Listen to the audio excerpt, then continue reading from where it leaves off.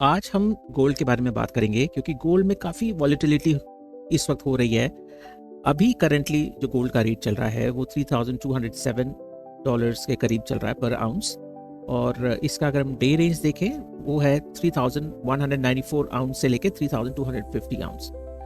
अगर हम Indian market में देखें तो अभी करंटली 92,966 रुपीज़ पे ट्रेड कर रहा है।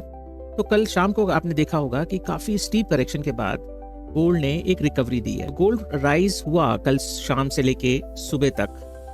उसके दो प्रमुख रीजन रहे।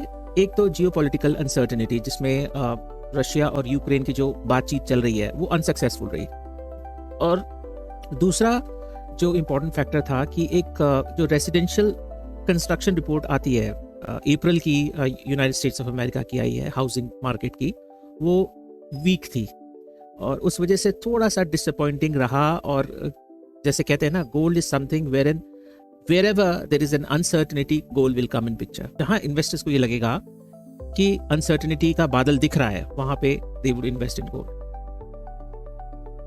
अगर टेक्निकली देखें गोल्ड के चार्ट को 4 आवर्स के चार्ट में, तो गोल्ड एक बेयरिश ट्रेंड में है। उसने रिकवरी दिखाई कल से, आज दोपहर तक इसने रिकवरी दिखाई, लेकिन वहां से फिर ये सबड्यू कंसोलिडेशन फेज में आ रहा है।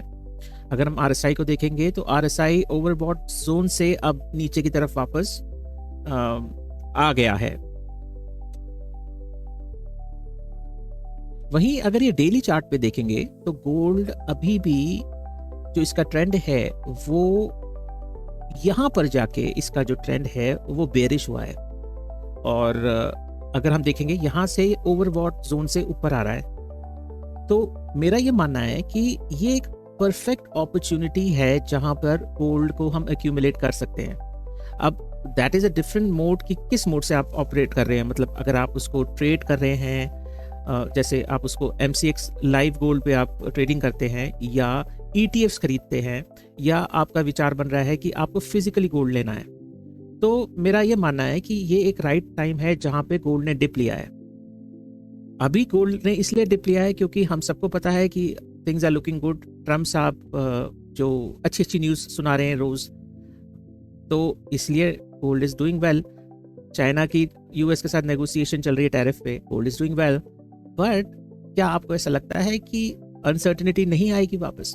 तो आज की हम तैयारी इस तरीके से करेंगे, आज का जो डिप है वहां खरीदेंगे कल के लिए, क्योंकि कल अगर कोई ना कोई अनसर्टेनिटी आई तो गोल्ड रेट एकदम से शूट अप होगा और वहां पे आपको शायद वो दाम ना मिले। तो मेरा रिकमेंडेशन ये होगा कि आप, ये राइट टाइम है, इसमें अगर छोटा सा सिप करके आप गोल्ड को किसी भी फॉर्म में, जैसे जो मैंने डिस्कस किया पहले, अगर आप उसमें इन्वेस्ट कर सकते हैं उसमें करिए। ये राइट टाइम है और इसमें आपको फ्यूचर में अच्छा प्रॉफिट होगा। Thank you for your time. फिर मिलते हैं नेक्स्ट वीडियो में। Take care, bye.